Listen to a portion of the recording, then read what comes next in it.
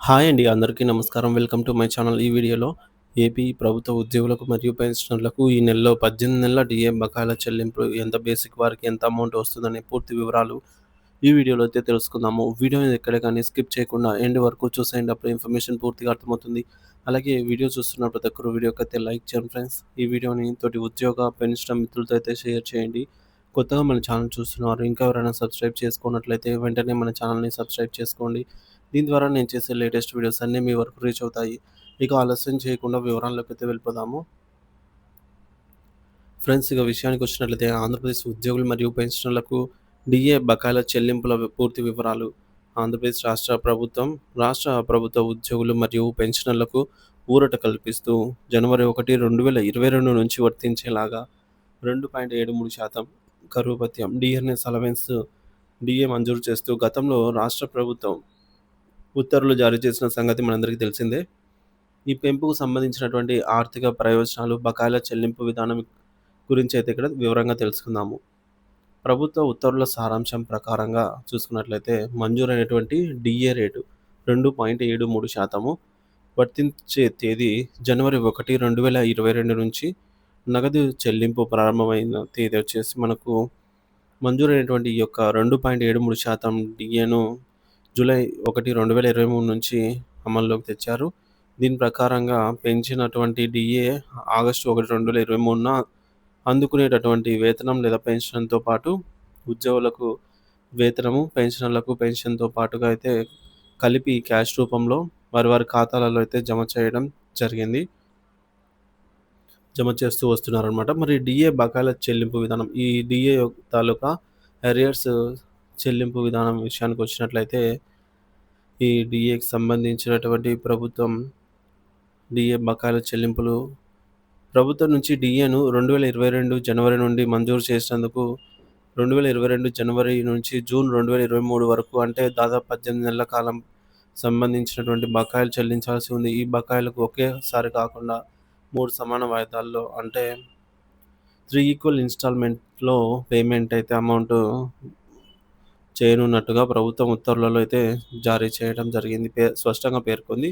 ఈ మేరకు బకాయిల చెల్లింపు షెడ్యూల్ ఈడ స్క్రీన్ పైన అయితే చూడొచ్చు. ఫస్ట్ ఇన్‌స్టాల్‌మెంట్ అమౌంట్ వచ్చేసి సెప్టెంబర్ 2023లో, సెకండ్ ఇన్‌స్టాల్‌మెంట్ అరియర్ అమౌంట్ వచ్చేసి December 2023, third arrear installment amount వచ్చేసి మార్చ్ 2024. బకాయిల లెక్కింపు విధానం క్యాలిక్యులేషన్ ఆఫ్ డీఏ అరియర్స్. ప్రతి ఉద్యోగి మరియు పెన్షనర్ తమకు రావాల్సిన బకాయిలను సులభంగా లెక్కించుకోవచ్చు. దీనికోసం ఆన్‌లైన్ క్యాలిక్యులేటర్లు అందుబాటులో ఉన్నప్పటికీ లెక్కింపు విధానంపై అవగాహన ఉండటం మంచిది.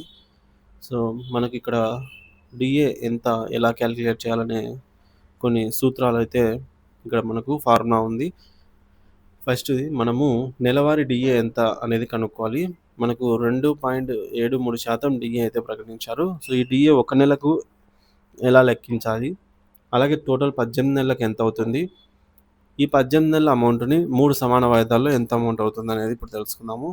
స్క్రీన్ పైన అయితే చూడొచ్చు ఈ యొక్క ఫార్ములాస్. మనము ఈ యొక్క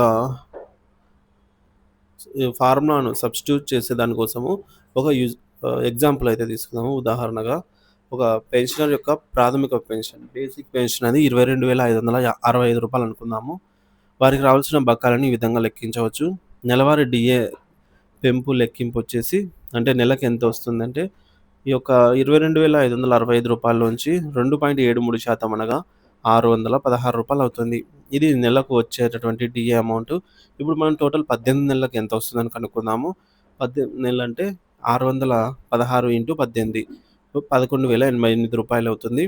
సో, ఈ రూ. 11,088ను 3 సమాన వాయిదాల్లో అంటే డివైడెడ్ బై 3 చేద్దాము. సో, ఇక్కడ మనకు రూ. 3,696 అయితే అయ్యింది.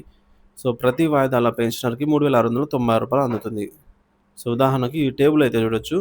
ఫస్ట్ వాయిదా సెప్టెంబర్ 2023 చెల్లించాల్సిన అమౌంట్ రూ. 3,696. అలాగే సెకండ్ ఇన్‌స్టాల్‌మెంట్ అమౌంట్ సేమే. థర్డ్ ఇన్‌స్టాల్‌మెంట్ అమౌంట్ మార్చ్ 2024లో సేమ్ అమౌంట్ అయితే చెల్లింపు చేయాల్సి ఉందన్నమాట. మొత్తానికి ఉద్యోగులకు కూడా ఇదే సూత్రం అయితే వర్తిస్తుందని ఉద్యోగులు కూడా తమకు రావాల్సిన బకాయిలను ఇదే పద్ధతిలో లెక్కించుకోవచ్చు. వారు తమ ప్రాథమిక వేతనం ఆధారంగా ఈ లెక్కింపును చేసుకోవాల్సి అయితే ఉంటుంది. ఈ విధంగా ప్రతి ఉద్యోగి మరియు పెన్షనర్ తమ ప్రాథమిక వేతనం లేదా పెన్షన్ ఆధారంగా తమకు రాబోయే డీఏ బకాయిల మొత్తాన్ని సులభంగా అంచనా వేసుకోవచ్చు.